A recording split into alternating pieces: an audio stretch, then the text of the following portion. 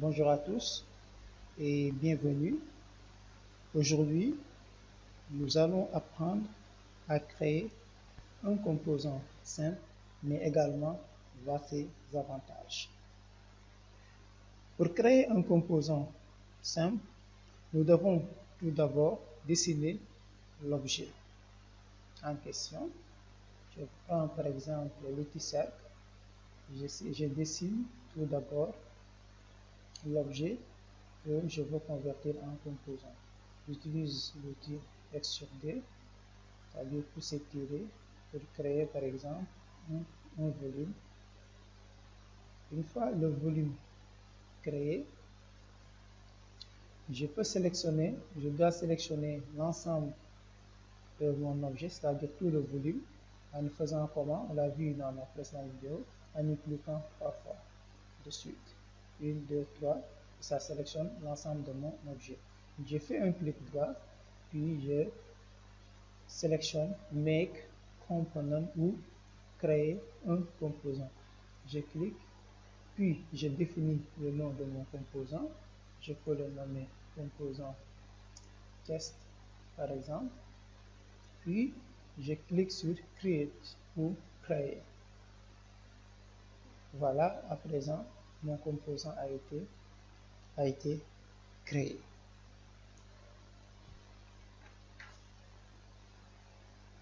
Nous allons maintenant voir les avantages dans les composants simples. C'est très avantageux de créer un composant et ces avantages, nous allons les voir. Pour vous montrer ça, d'abord j'effectue une copie de mon composant.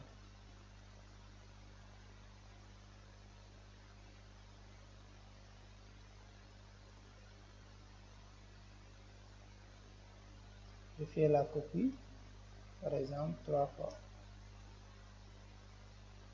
Je vais faire la copie 3 fois. Pour faire les copies également, on l'a montré dans nos vidéos précédentes. Je place la troisième copie à ce niveau. Voilà. Donc, on peut de toute façon revenir sur ça. Pour effectuer la copie d'un objet, il suffit de sélectionner l'objet, puis venir cliquer sur l'outil déplacer. Une fois cliqué sur l'outil déplacer, vous sélectionnez d'abord un point de base, puis vous tapez sur la touche contrôle du clavier, vous le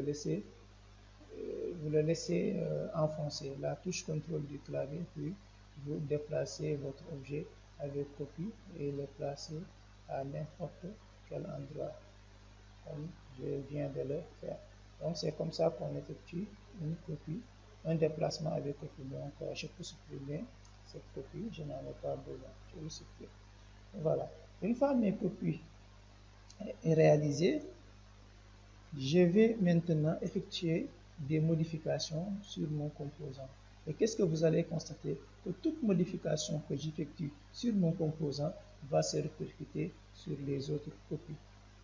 Par exemple, je vais d'abord rentrer dans mon composant, je fais un clic droit, je vais Edit Component. Une fois que je rentre dans le composant, je viens créer tout simplement un autre cercle sur le volume que je viens de créer.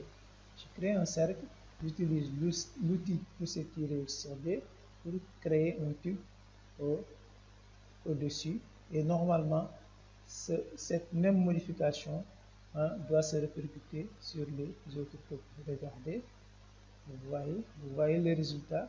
Donc j'ai effectué la modification sur mon composant et cette modification s'est répercutée sur les copies comme on l'a dit tantôt. Alors, on peut donner un autre exemple en utilisant cette fois-ci l'outil rectangle.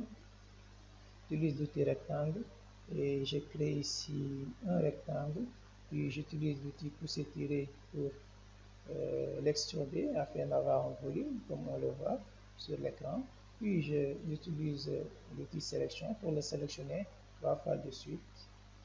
2, 3, voilà, afin de sélectionner tout le volume. Puis on fait un clic droit, ensuite Make Component. On donne le nom, cette fois-ci, je le nomme Component, voilà, Tuto. Je le nomme Component Tuto. Ensuite, je tape sur Create. Voilà, une fois Create, maintenant, qu'est-ce qui reste à faire? On peut, l'objet est déjà sélectionné, c'est-à-dire le composant est déjà sélectionné. On utilise l'outil Move ou Déplacer.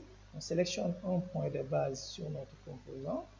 Voilà, puis on enfonce notre touche contrôle du clavier et on effectue un mouvement avec notre curseur. Voilà, et là, j'ai effectué une copie de mon composant. Maintenant, qu'est-ce qu'il reste à faire? Et on pourra constater que toute modification également qu'on va opérer sur notre composant, cette modification va se répercuter sur la copie. Voyons voir, on le sélectionne, on rentre dans ses propriétés en faisant Edit Component, en faisant un clic droit, Edit Component, et là, je vais créer par exemple, disons également un tube au-dessus ou bien sur le rebord. Je vais essayer de creuser ici. Voilà, déjà, dès lors que je crée le cercle, je peux voir de l'autre côté que le cercle également s'est créé. Là, j'utilise l'outil pousser tirer, puis je crée un trou à ce niveau. Je crée un trou. Et voilà, vous voyez que le trou que j'ai créé à ce niveau s'est répercuté sur la copie. Donc, je sors en cliquant à l'extérieur. Et là, on constate que toute opération effectuée sur notre composant se répercute sur la copie. Donc, c'est très pratique de travailler également avec les composants. Voilà, c'était tout pour aujourd'hui. J'espère que la vidéo vous a plu et n'oubliez pas de liker et de vous abonner. La prochaine vidéo sera consacrée aux composants dynamiques. À bientôt.